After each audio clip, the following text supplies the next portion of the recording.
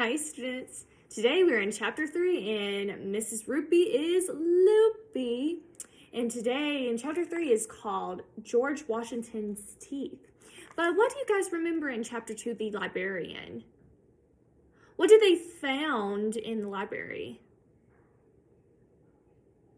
They found a tree in the middle of the library. How would you guys feel if you went into your school library and there was a big tree house?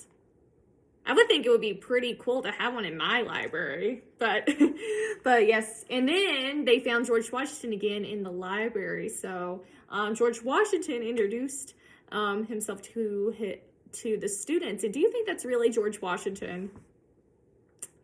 He says he is, but we'll have to read on to find out. George Washington's teeth, and this is chapter 3. I am not silly. My mom told me that George Washington had wooden teeth. So this army guy with the wig couldn't be George Washington unless he had wooden teeth. Ooh, I've heard that too. And apparently back in history, he did have wood as his teeth. If you're really George Washington, let's see your teeth, I said. The army guy with the wig reached into his pocket and pulled out a set of teeth. Then he wound a little thing on it, and the teeth started chattering up and down in his hand. Emily took one look at the teeth and ran out the room crying. That girl cries at anything. Whoa, I said. Maybe he is George Washington. Those teeth are cool. I wish I had wooden teeth. You can't fool me, Andrea Young said. You're not George Washington. You're Mrs. Roopy, the new librarian dressed up to look like George Washington. You're supposed to read stories to help us and help us use the computers.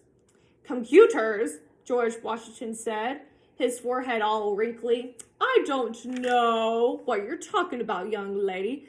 This is the year 1790. Computers haven't been invented yet. No matter what we said, the army guy with the wig insisted that he was really George Washington. He read us a story about when he was a boy and he chopped down a cherry tree. Then he showed us a bunch of books about the United States. All through the library period, the army guy with the wig said that he was George Washington. So this George Washington character read books about himself to the students, about him chopping up a what? A cherry tree. After a while, we started calling him George Washington. George Washington, I asked, may I go to the bathroom? Everybody laughed, even though I didn't say anything funny. Kids think anything to do with the bathrooms is funny. If you want to make your friends laugh, all you have to do is stick your face in their face and say either bathroom or underwear. It works every time. I'm sorry, George Washington said. This is the year 1790. Bathrooms have not been invented yet. It wasn't an emergency or anything, so I waited. We were allowed to check out any book we wanted from the library. I took out a book about a jet fighter planes because it had cool pictures in it. For a president, this George Washington guy seemed to know a lot about finding books in the library and checking them out. It was time to go to lunch. We all had to salute to George Washington as we left the library.